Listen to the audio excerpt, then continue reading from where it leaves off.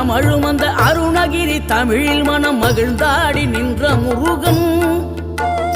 கிழவி இவள் புலமை கண்டு அழகு மிகும் குழந்தை என மகிழேறி வந்த குமரன். ஆதிசிவன் பிள்ளை என ஆனைமுகன் தம்பி என ஞான பழமான முதல்வன். நீ பாடும் குரல் வளம் கொடுக்கும் பனிமலையில் வாழும் அந்த பார்வதியின் இளைய புதல்வன். தேனெடுத்து திணை வளர்க்கும் சிறு குருத்தி வள்ளியவள் சிந்தையில நின்ற மன்னவா. நீ நாடி வரும் பக்தர்களின் நாட்டம் அதை தனித்தருளும் ஞான குருநாதன் அல்லவா.